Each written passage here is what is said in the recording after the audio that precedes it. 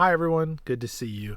Today I wanted to talk a little bit about the discless future, the physical medialess future that is impending. This is, of course, spawned by the recent Xbox leak. I guess, yeah, I was going to say breach, but I guess it's a leak. I guess it's the biggest leak in video game history, just an absurd amount of information leaked about everything Microsoft is planning to do for years and years and years to come. They have references to potential handheld devices, whether or not that's a standalone device or something that sort of incorporates their existing mobile offerings. I'm not sure. They have references to Joy-Con style controllers, things like that. But the big one, and the one that I think is getting the most buzz and the most people are talking about, is the discless Xbox. So I'm just going to pull the picture up while we talk about this, and just kind of share where I'm at and what I think about the sort of inevitable death of our physical media. So, first off, this thing is gaudy. This thing. I shouldn't point over to my monitor. I should point down at it. This is gaudy. I'm not a fan of this console device, but so they announced this, refresh, this adorably digital refresh of the Series X that no longer features a disk drive.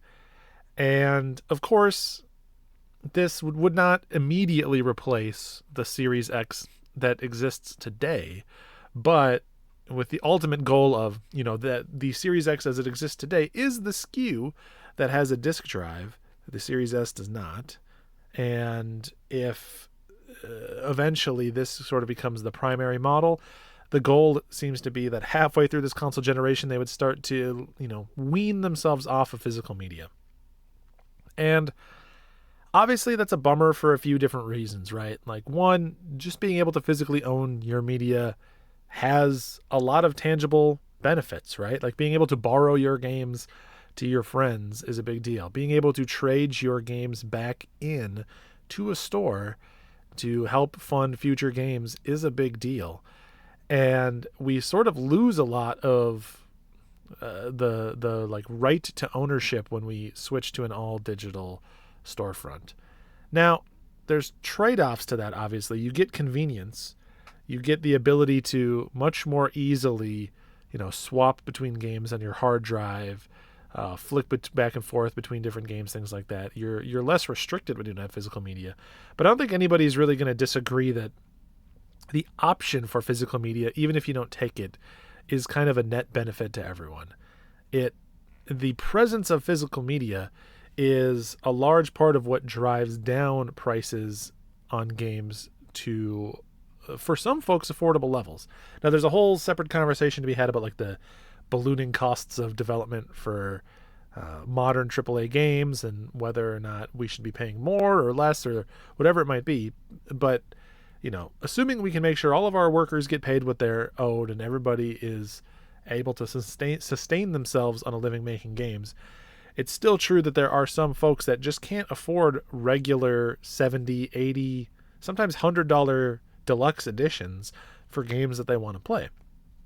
And if you switch to an all digital future, you no longer have that, like those market forces that drive down the price, right? Like you no longer see something drop to 50, 40, 30 very easily because that's entirely at the control of the publisher of that game as to when they want to put it on sale.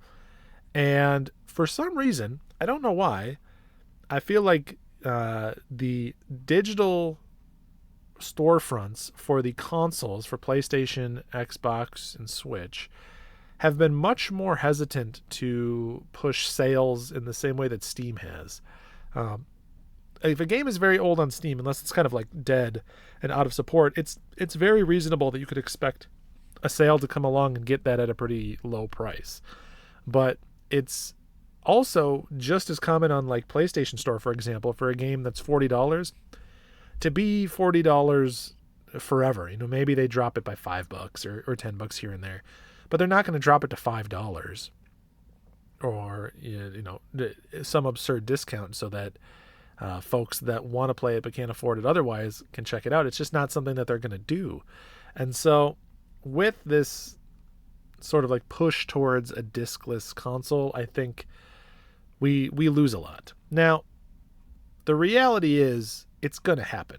Like, look at the music industry, look at kind of even like the television industry. I know like Blu-rays still get produced and stuff, but by and large, those are now physical or no longer physical mediums. They're all digital.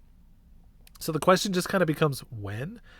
And I think Xbox is eager to do this because they aren't as focused on consoles. So they're trying to get it out there first. Like Microsoft wants to sell Xboxes, don't get me wrong.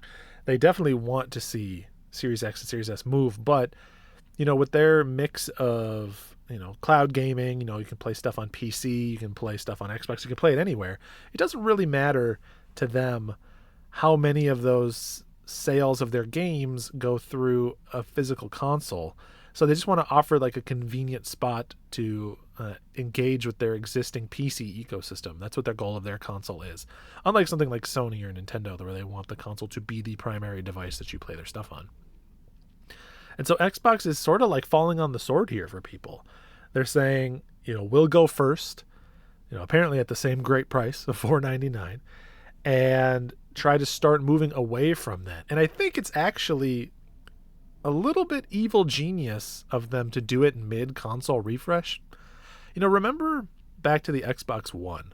Remember back when there was all those rumors about the rights you have to your games, right? Like that it would do online checks and you wouldn't be able to trade games. Like games would be sort of tied to the console that you first played them on, concerns about like family sharing and things like that. And then of course Sony did their famous attack ad basically where they're like, this is how you share a game on PlayStation, and they just handed it over. But Microsoft has been eager to do this for a while, and if you do it in the middle of a console cycle like this, you get terrible press, of course, like the internet is mad, but I don't think it impacts them as much as if it's their new console that they're announcing, right? Whatever the follow-up to the Series X is, it will be a bigger deal if there's no physical disk drive option for the Xbox Series XX, So they sort of like get the bad press out of the way here mid-cycle when they're already doing okay, and they're getting otherwise good buzz about things like Game Pass. And by the time those new consoles come out, maybe the heat's off of them a little bit, especially if Sony decides that they want to follow suit. And they definitely want to follow suit, don't get me wrong. It's whoever goes first loses, right? So Sony's happy to see Microsoft take the hit so they can follow suit, and the energy's already been spent. The heat's already dissipated into the room. Yeah, folks will be bummed that Sony doesn't have a disk drive, but there won't be quite the reaction that there would be if Xbox had not already done it. So, and I guess Nintendo is another component of this. I don't think Nintendo will switch off of physical media for a long time. Nintendo's audience skews a little younger. Nintendo does their own thing. Nintendo wants you, I think, to basically they want you to have like a Game Boy for at least the next console cycle. Maybe the one after that they go all digital, but digital ownership is trickier when a lot of your primary audience is people that aren't old enough to make their own income, right? To not have a credit or a debit card or a way to make digital purchases, and so it has to exclusively be funneled to the parents. It feels less appropriate to Nintendo's audience than just like being able to go buy Mario Kart 8 and give it to a kid for their 12th birthday. But if the other two platform holders do drop the disc drive, then Nintendo will drop the disc drive as well, for sure, or the cart slot as well. It's just a matter of when. And again, I don't know if that would be 2 consoles from now, but I don't think it would be on the Switch 2. All right, so all that said, where do I fall? How do I feel? I think folks that know me, folks that can see behind me know that I'm obviously a massive fan of physical media. I'm a strong supporter of physical media. I want us to have physical media for as long as we possibly can. I think the benefits of it far outweigh the convenience that a digital-only future provides. However, I'm also a realist, and I kind of understand that it's going to happen, right? I'm in the minority of people we're already at a position today where I forget what's the stat, 70-80% of people buy their things digitally for gaming. So it's already kind of a losing fight, and there's not much you can do other than sort of make your peace with it. I think my position is I will buy physical media as long as I can. I'll always support the disc version of games because I like to have those, in perpetuity. And folks will tell you often, like, oh, your disc is just a license to unlock the game, but you still need the digital storefront to download and play the game, which is true for some games, especially probably some of the big AAA games, but that is not nearly as common as you think.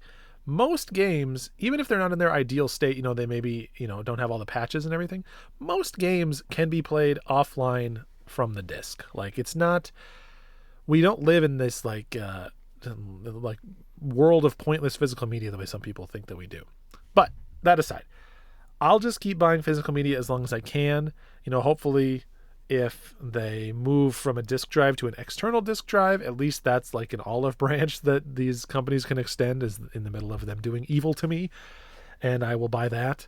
But my hope is that it will take longer than one more console cycle for this all to fade away. And when that time comes, I will, I'll primarily continue to just collect for the systems that already have physical media, and I will probably reduce the amount that I end up spending on the new consoles because I will be able to do less impulse purchasing, right? So my libraries for those consoles will become smaller, maybe a little bit more focused, and maybe that reflects in sales if enough people feel that way, and ultimately they reintroduce a disc option.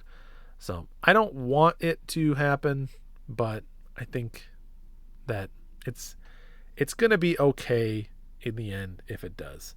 We're in the minority. Again, most people are not revisiting games. When we have these storefronts that go down, people panic buy stuff off the eShop or now the Xbox 360 store, whatever it is. People panic buy the games that they want, but the people doing that panic buying are the vocal minority, right? Most people that you talk to, most PlayStation owners, most Xbox owners, once a game's 10 years old, they're really not thinking of it again. And that sucks for preservation, but in terms of like the economics of how the consoles work, that's why they don't care. So it's just sort of an inevitability.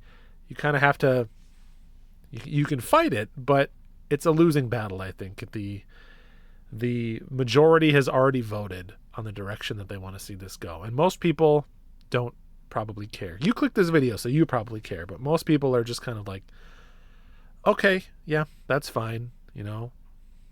I'll just download the next Call of Duty game.